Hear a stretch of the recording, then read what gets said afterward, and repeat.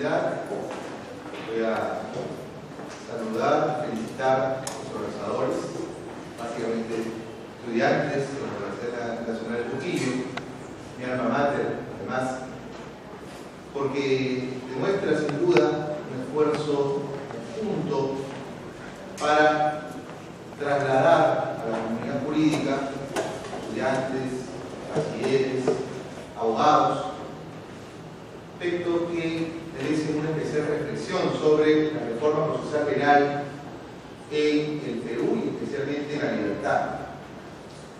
Mucho se ha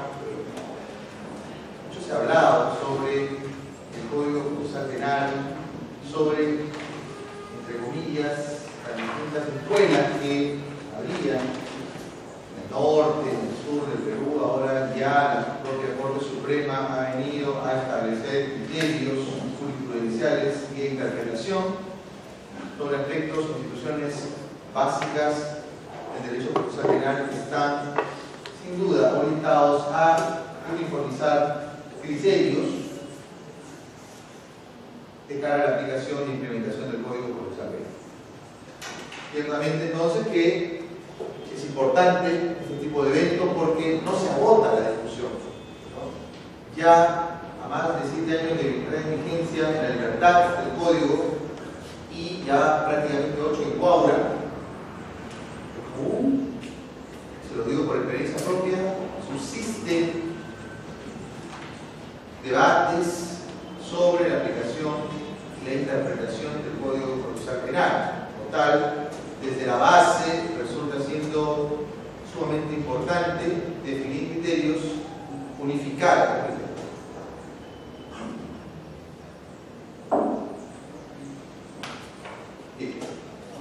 Me corresponde un campo extenso de la dogmática jurídico-procesal, especialmente el derecho procesal penal, ¿no? Como disciplina, entiéndase, autónoma, incluso, ¿no?, de sus propias fuentes, que es el derecho procesal y el derecho procesal civil en particular, entendiendo que el derecho procesal penal viene a asumir por su propia naturaleza, que pretende ser instrumentalizador, en buena cuenta, del derecho penal,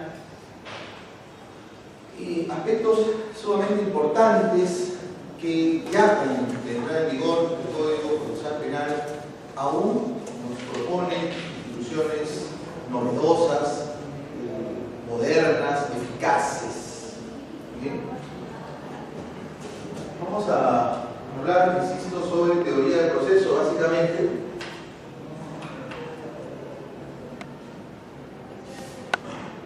Empezando por el derecho procesal penal peruano, modelo acusatorio adversarial.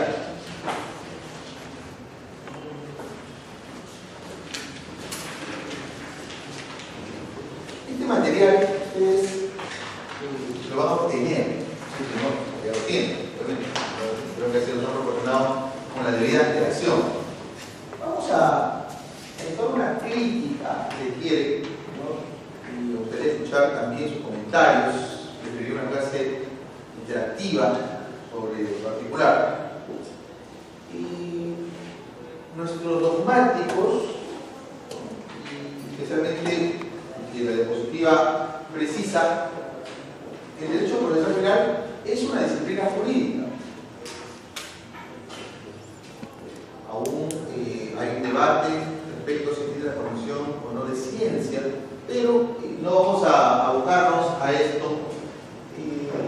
Sí, específicamente, como bien lo estaba adelantando, y lo que motiva mi intervención en esta primera clase es el aspecto dogmático que resalta el profesor, el recordado maestro Florencio San Mas, ¿no? Así como también el aspecto propiamente normativo, el aspecto relacionado al carácter instrumental del derecho procesal penal respecto de las normas sustantivas, ¿no?, o del derecho penal. Bien.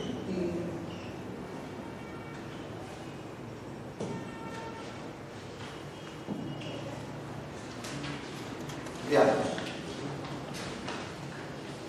El derecho procesal penal, en buena cuenta, viene a estudiar, tiene como objeto de estudio el proceso penal, ¿verdad?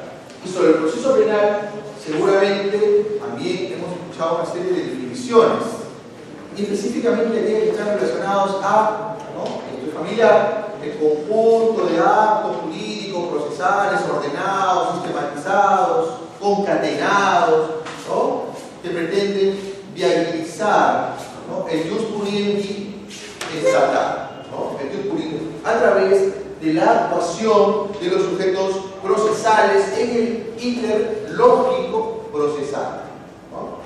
Bien, el profesor Alberto Binder, sin embargo,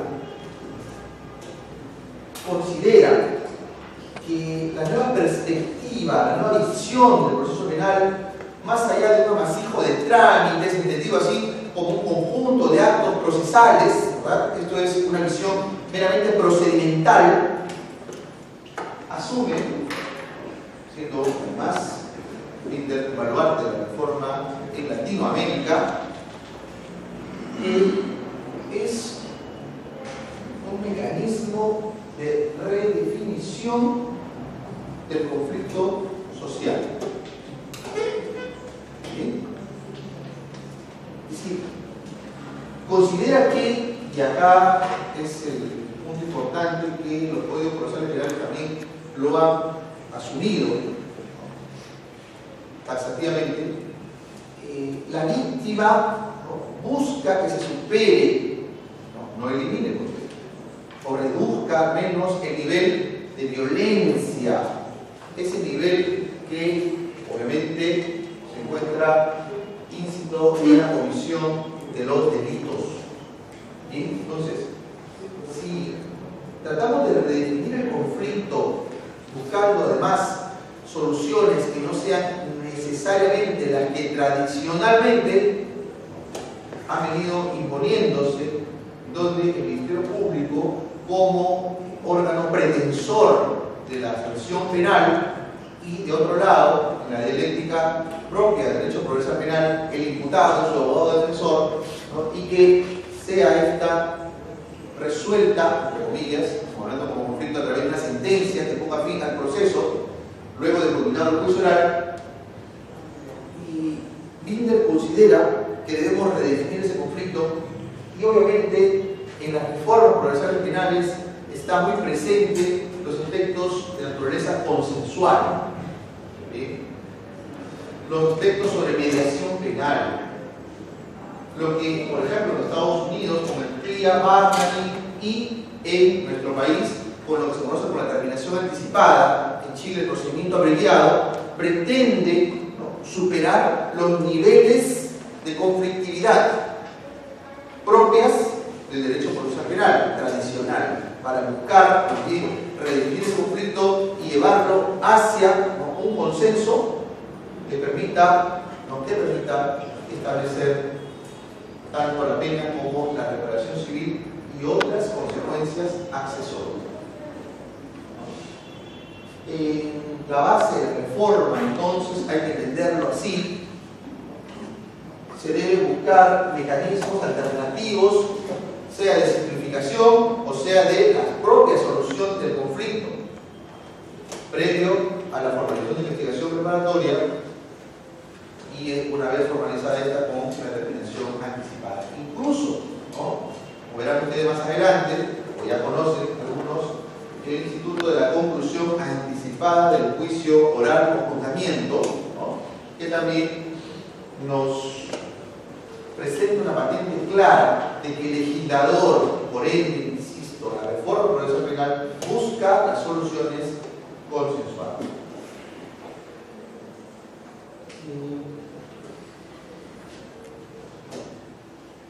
Veamos,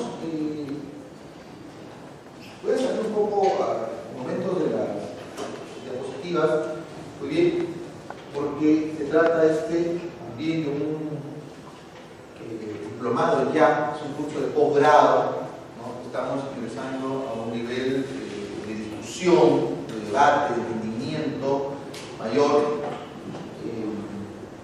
ya no están, por cierto, escolarizados. Hay que seguir la pauta solamente de lo que se nos presenta en la propuesta, llevar adelante, pero nos interesa más a este nivel reflexionar sobre la reforma procesal penal y especialmente sobre el Código Procesal Penal. Ahora, este tema de la reforma procesal penal no es nuevo. No es nuevo. Tenemos que remontarnos sin duda de manera breve también, obviamente, a los sistemas procesales penales. Muy breve, muy breve.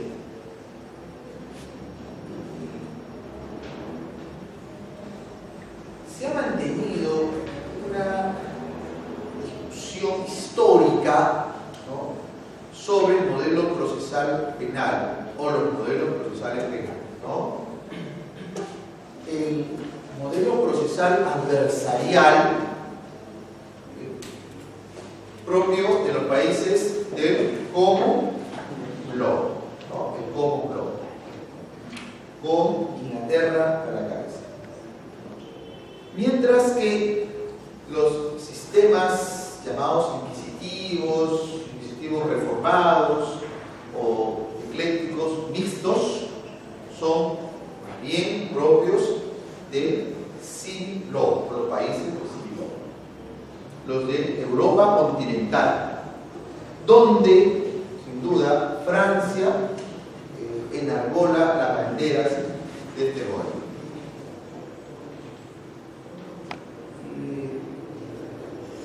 ¿Cuáles son en suma las características? Y no quiero remontarme pues a las épocas del acusatorio en Grecia, ¿verdad?, ni el inquisitivo medieval, que ya ustedes seguramente lo conocen, sino ya de manera más moderna, ¿no?, incluso post-Revolución Francesa, ¿no?, post-Revolución Francesa. Deberíamos entender si los sistemas de pensamiento, porque, por cierto, las tradiciones, las formas de actuación y también la idiosincrasia juegan un papel importante respecto de los sistemas procesales y de las formas en que se maneja la justicia penal en los países. Entendiéndose que a mayor nivel de democracia también es una mayor presencia de las instituciones del derecho procesal penal. ¿Bien? Mientras más democrático, la tendencia es más hacia los niveles de libertad que por lo general propone el acusatorio, ¿no? Los regímenes de policía, por ejemplo, solamente para poner un ejemplo, los países de la Unión Soviética o los ligados a la Unión Soviética en su momento, ¿no?, pues tenían regímenes mucho más totalitarios, ¿no?, mucho más rígidos, y por cierto también su legislación era en ese momento. ¿Qué quiero decir? El panorama está muy ligado, me refiero al panorama procesal penal, a la política, a la forma de ser gobierno. Y después vamos a explicar el caso peruano brevemente. Volviendo al tema del Common Law y el Civil Law.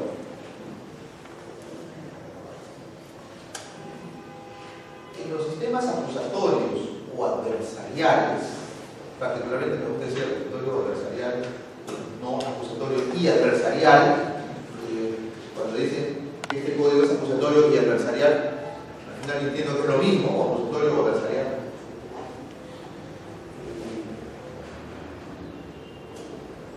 El aspecto singular que define, sin duda, es la distinción clara, nítida, inequívoca, ¿no?, entre las potestades persecutoria y de facto. Distinción clarísima. Y por cierto, también el ejercicio que realiza la defensa. Mientras que en los sistemas inquisitivos, no quiero por eso hacer entraña de toda la gama de situaciones o características que distinguen a ambos, pero en buena cuenta hay una presencia más fuerte de uno de los sujetos procesales, que es la judicatura. Y a veces no se distingue con claridad las funciones persecutorias y las funciones decisorias, incluso hasta defensivas. ¿Por qué? Porque a diferencia de los sistemas adversariales, donde no hay una actuación oficiosa o una iniciativa de oficio del juez, en los sistemas inquisitivos sí la hay, ¿verdad? Sí la hay. Por ejemplo, en lo que atañe a un aspecto neurálgico del proceso penal, la prueba. La prueba. Y los sistemas inquisitivos recogen de su tradición a ultranza, me refiero, por ejemplo, podría decirse que Francia tenía un esquema inquisitivo reformado, obviamente, ¿no? Por el tema de derechos y libertades, ¿no? Pero en la base hay un sistema inquisitivo. Y históricamente se remonta a los sistemas inquisitivos del medioevo, ¿no? Donde, digámosle así, el abuso, la tortura, el trato cruel, inhumano, para arrancar la verdad, entre comillas, ¿no? Sobre la base de la confesión, reina de las pruebas, ¿verdad? Ya no hay eso, ¿correcto? Pero la tendencia es a alcanzar la verdad, ¿no? Alcanzar la verdad. Antes, en el medioevo, esa verdad se pretendía alcanzar a toda costa, ¿verdad? A lo que fuese, ¿verdad? Bajo una singularidad propia de su filosofía. Recuerden, por ejemplo, nada más, solamente un ejemplo mínimo, el Tribunal del Santo Oficio de la Inquisición, ¿verdad? O sea, en nombre de Dios, torturaba, todo. Pero en tiempos modernos, sin duda, los temas han sido superados, pero queda la esencia, ¿no? Donde el juez dice, bueno, tenemos que alcanzar la verdad, tenemos que alcanzar la verdad. Y si esta verdad no la proporcionan las partes en conflicto, entonces hay una justificación para que esa verdad pueda ser encontrada a partir de una iniciativa del juez. Y por ende, la prueba de oficio es de uso corriente, por decirlo así, o por lo menos sin miramientos en los modelos civiles. Muy bien. O que por ejemplo los jueces no tengan ningún empacho en el juicio oral formular pues una serie de preguntas, a los testigos, a los imputados, ningún problema, o sea, ninguna objeción, ni legal ni moral, ninguno. Y nosotros quieren tener una idea de lo que sería un modelo inquisitivo reformado, ¿no? Pueden visitar algunas de las audiencias de la hoy sala mixta, ¿no? Antes sala penal liquidadora, ¿no? Más o menos, ¿verdad? Y ahí quieren tener una idea de cómo es, ¿no? Ciertamente el enfoque, el procedimiento en los juicios orales de aquellos que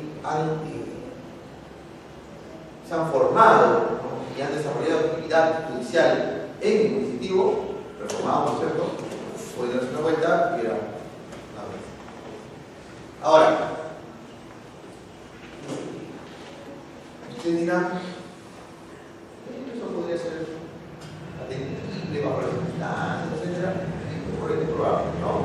Solamente lo que quiero decir es lo diametralmente opuesto que ocurre, por ejemplo, en los tribunales de justicia anglosajones. Si han tenido la oportunidad de conocer ir a los Estados Unidos, como caso paradigmático en Inglaterra, un juez inglés, por ejemplo,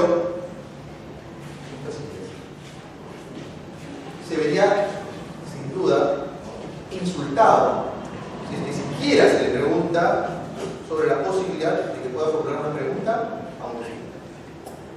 Miren, el juez francés puede preguntar lo que quiera que haga de alcanzar el fin, ¿no?, del proceso penal, que es la verdad, ¿no?, ligado un poco filosóficamente a lo que fue en el pasado, el alcanzar la verdad a toda costa. Acá no pueden torturarlo, ¿verdad?, pero sí busca un mecanismo más sutil, que es formular preguntas, ¿no?, preguntas que muchas veces pueden ser incómodas, preguntas que pueden vulnerar el principio de libertad de declaración, ¿no?, por ser repetitivas, capciosas, oscuras, ambiguas, etc., ¿no?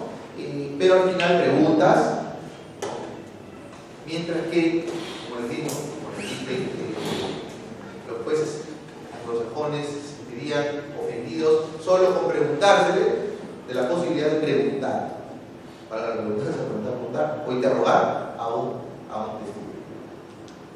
Bien. Esto porque en la base de los sistemas adversariales se tiene muy clara la distinción entre la función del fiscal, del defensor y del juez. Y cuando se trate de interrogatorio a un órgano de prueba, juicio oral, sin duda, ¿no?, el mecanismo más adecuado y eficaz para poder obtener información del órgano de prueba es la cross-examination.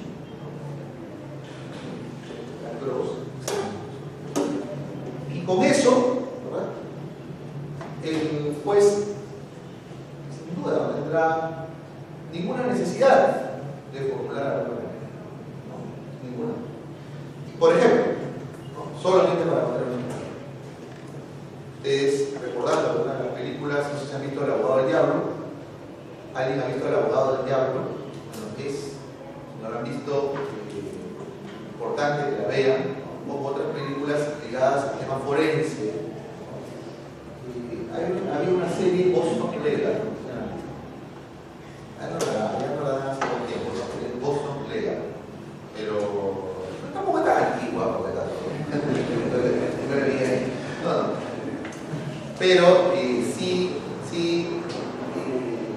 proponían pues una serie de casos, ¿no?, de orden criminal, civil, familiar, etc., ¿no?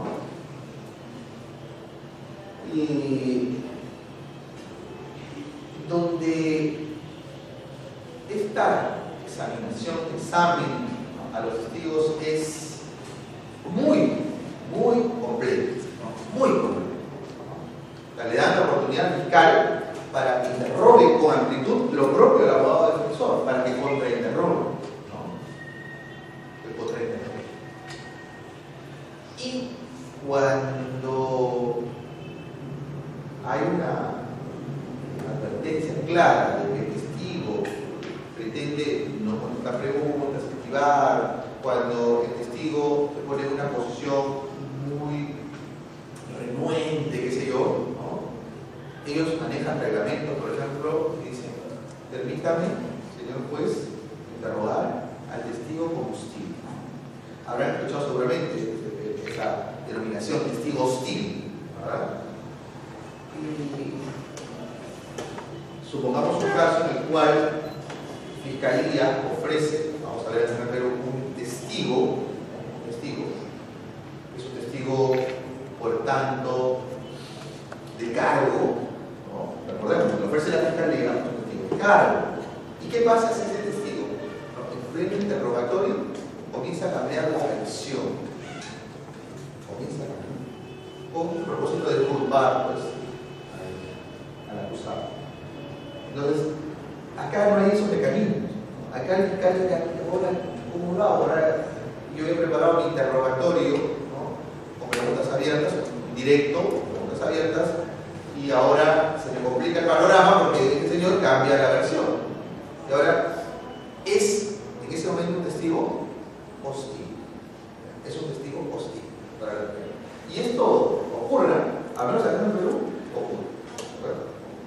Porque ya más allá de los efectos víctimas y testigos, que sin duda se mera, pues, están trabajando con casos como lo demás, pero en la libertad, me refiero al caso de la libertad, probablemente en otros distritos judiciales, es muy alarmante el tema de la intimidación a los testigos. No voy a ahondar en esto. Solo quiero decir, esto puede ocurrir. Entonces, frente a ello, ¿no? Casi no hay mecanismo para que la fiscalía reaccione. Es decir, oiga, señor juez, ¿no? De repente se acordó de la película americana, permítame interrogarlo como hostil al testigo. Y el juez le diga, bueno, eso no está de acuerdo. ¿Qué es eso? Eso lo complica. Entonces, y esto para darnos cuenta luego de la crítica a que si efectivamente estamos ante un sistema adversarial en el país. Miren, ¿no? Y tratar, obviamente bajo la permisividad del juez a un testigo como hostil, es utilizar recursos, ¿no? Recursos muy agresivos contra el testigo. No vas a pegar, obviamente, ¿no? Pero sí en la forma de preguntar, de insistir, de acorralarlo, ¿no? ¿Bien? Entonces, es diferente. Muy bien. Entonces, volviendo al tema, miren cómo el derecho de común law, pues el home, tiene una visión completamente distinta. El juez no interviene, ¿no? El juez, a lo sumo, ¿qué es? Dirige el debate, ¿no? Dirige el debate. Por ejemplo, frente a una objeción, ¿no? Dice, objeto la pregunta, ya, bueno, vamos a decir, ¿qué te ha pasado? ¿No? Pero espera el objeto, ¿no? No interviene, aun cuando advierta de que hay una pregunta que no ha sido formulada con término. Pero esa es su función, esa es su principal acometida en el juicio de la ley. Menos podría decir, oiga, señor, me parece que falta por actuarse este medio de prueba, así que ordeno que se actúe. ¿Verdad? Porque se entiende ya que existe una amplia capacidad y entendimiento de los operadores, fiscalía y abogado defensor, para proponer, ofertar todos los medios de prueba que durante la investigación o incluso aquellos que puedan surgir con posterioridad a la fase investigativa y estos sean actuados. La libertad también te da en el sentido de que pueden haber surgido evidencia posterior y esta también, en necesidad de comunicarse con una prueba sorpresa, se actúa en el juicio oral. Entonces, hay ahí aspectos que marcan una distinción clara, ¿no? Entre los modelos del cómulo y del siglo. Bien, ahora, nuestro país ha recibido, obviamente, pues, por la colonización, está claro, ¿no? Toda la raigambre eurocontinental, ¿no? Desde España, ¿no? Desde España. Y España en su momento fue pues una de las grandes monarquías europeas y otras monarquías europeas tenían, ¿no? Una clara posición ideológica sobre el sistema instructivo, y más aún siendo colonia. O sea, imagínense, ¿no? Si había abusos en la metrópoli, imagínense en la colonia, ¿no? Eso ya era de uso corriente, ¿no? Y luego, aún cuando van surgiendo históricamente, ¿no? Procesos independentistas, pero no nos hemos desligado del todo de España, ¿no? Ha sido nuestra fuente de inspiración, ha seguido siendo, ¿no? Ha seguido siendo. Por una tradición natural, ¿no? Es la madre patria. Además, verán ustedes que España recibe el influjo francés y a través de España se traslada a las colonias, incluso a las que ya fueron independizadas. Por ejemplo, ¿no? La clara presencia del positivismo en Francia, ¿no? La cuna del positivismo. El Código Civil napoleónico, ustedes recordarán, ¿no? El Código Civil Napoleónico. Y el Código Civil Napoleónico es la fuente de inspiración europea, ¿no? La fuente de inspiración europea. Y especialmente para Francia y tal. Pero España recibe, ¿no?, esa suerte de la legislación codificada y luego la va pasando también a Perú. Ya independizado los códigos penales y luego los códigos de procedimientos, ¿verdad? Y ya en 1939, estando en vigencia en 1940, el Código de Procedimientos Penales, ¿verdad? El Código de Procedimientos Penales.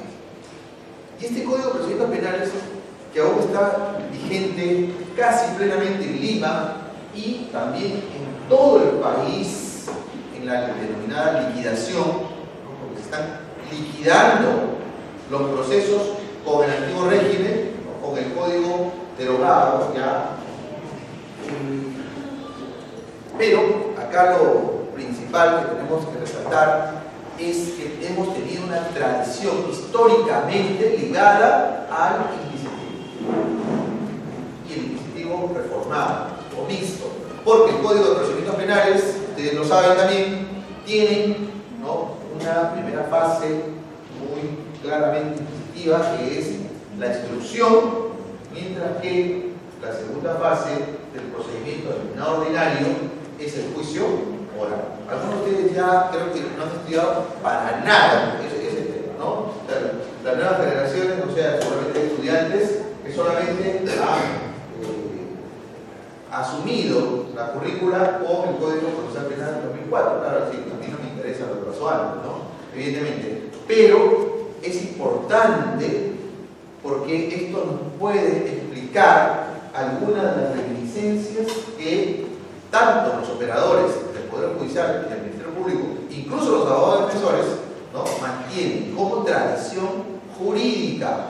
Y las tradiciones a veces son difíciles de erradicar, ¿no?, más allá de que ideológicamente luego el Código Procesal Penal tenga